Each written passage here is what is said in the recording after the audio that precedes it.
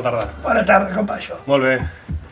Jo soc Jaume i perdona que no puc parlar gaire perquè tinc les cordes vocals, no sé si és el constipat una mica o el que sigui, que estic una mica enregullat. Però vamos, ja m'entendràs més o menys el que vull dir. Jo soc el president d'una comunitat de veïns i cada dia les coses es compliquen més. Més papers, més coses, abans era més casolà i anava.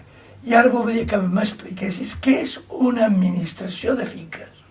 Perquè jo he sentit parlar, però no estic bé. Perquè vostès no tenen administrador ara mateix a la comunitat?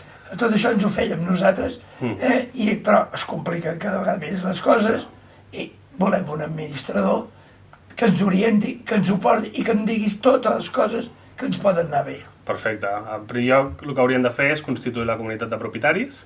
Això és el més important per poder estar ja dintre de la llei de propietat horitzontal. Llavors, un cop fet això, és escollir un administrador.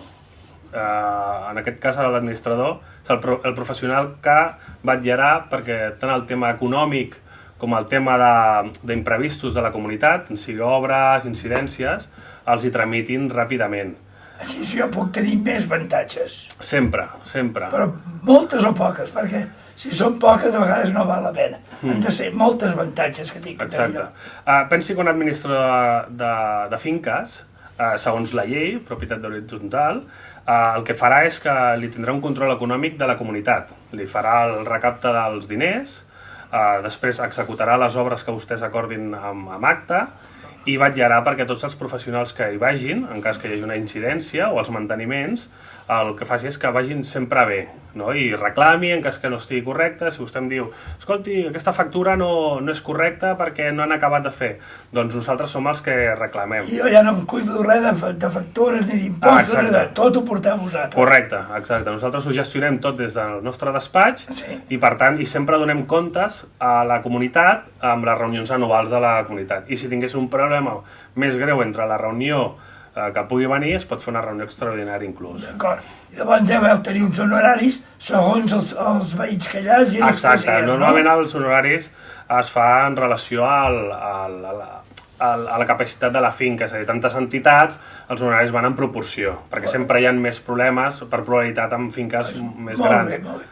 Doncs és una cosa que tinc que estudiar-m'ho bé, que em sembla que arribarem a bon port perquè em serà interessant. Sí, a més és important perquè, ja dic, tot això farà que estiguin dintre la llei de propietat horitzontal, que ja està regulada i per tant allà tindran sempre els recursos que els hi marca la llei. Sempre a l'administrador els dirà per on anar perquè sigui tot correcte, els informarà de les normatives, perquè això és molt important, que sempre estiguin adequats a les normatives.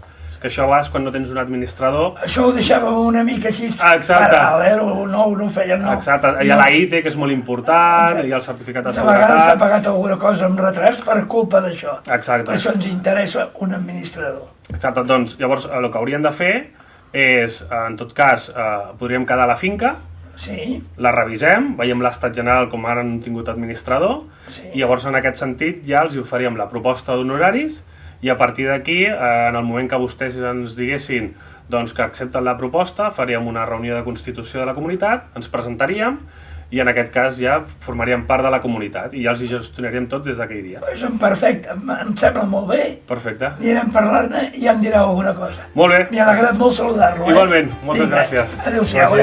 Bona tarda, adéu-siau. Adéu.